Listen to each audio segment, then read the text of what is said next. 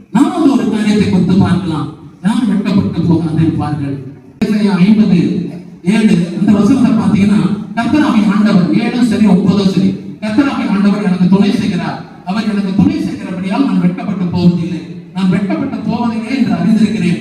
ஆகையால் என் முகத்தை நான் கற்பாரை போல ஆக்கினேன். முகம் கற்பாரை போல ஆயிடுச்சு. It has become flint and a jasper. கற்பாரை போல நம்ம முகம் கற்பாரையா மாறுமா? சதையான முகமா இருக்கு. சதையான இருதயத்தை தான் கேட்டிருக்கோம். நல்லான இருதயத்தை எடுத்து சதையான இருதயத்தை கொடுக்கிறார். ஆனா இங்க சொல்லப்பட்டது நம்முடைய முகம் எப்படி மாறிடுதுன்னா, அங்க கற்பாரையை போல மாறிடுச்சு. காரணம் என்னன்னு சொன்னா, கர்த்தராகிய ஆண்டவர் எங்க துணை செய்கிறார். அவர் துணை செய்கிறபடியால் நாம் வெட்கப்பட்டு போவதில்லை. கர்த்தருடைய உதவி நம்முடைய வாழ்க்கையில் இருக்கிறதுனால, அவர் எனக்கு துணை செய்கிறதுனால நானும் நீங்கள் வெட்கப்பட்டு போவதில்லை. கர்த்தர் நமக்கு கடந்த காலத்துல உதவி செய்திருக்கிறாரு, இப்போ உதவி செய்திருக்கிறாரு, இனிமேலும் உதவி செய்வார். சோதிக்கப்படுகிறவருக்கு அது உதவி செய்ய வல்லமை உள்ளவராக இருக்கிறார். அதுதான் அந்த காரியம்.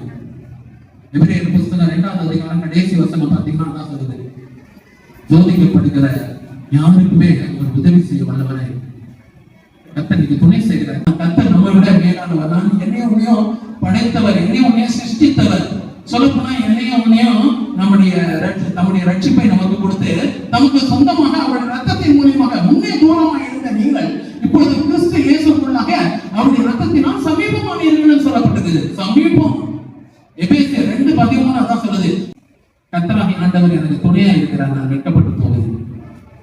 கர்த்தாவே நீர் எனக்கு துணை செய்து என்னை தேற்றுகிறதை என் பகைஞர் கண்டு வெட்கப்படும்படி எனக்கு அனுகூலமான ஒரு அடையாளத்தை காண்பித்தரும். சங்கீதம் 86ஆம் அதிகாரம் 17ஆம் வசனம் அதுதான் சொல்லுது. 86:17 பார்த்தீங்கன்னா, கர்த்தாவே நீர் எனக்கு துணை செய்து என்னை தேற்றுகிறதை பகைஞர் கண்டு வெட்கப்படும்படி. நமக்கு வெட்கம் கிடையாது, பகைஞர் வெட்கப்படுறான். அதுதான் பகைஞர் கண்டு வெட்கப்படும்படியாக இப்படி ஒருத்தர் பண்ணாரு. அவருதான் அங்க காணப்பட்ட மொத்தங்காய் வாசல் இருந்தாரு.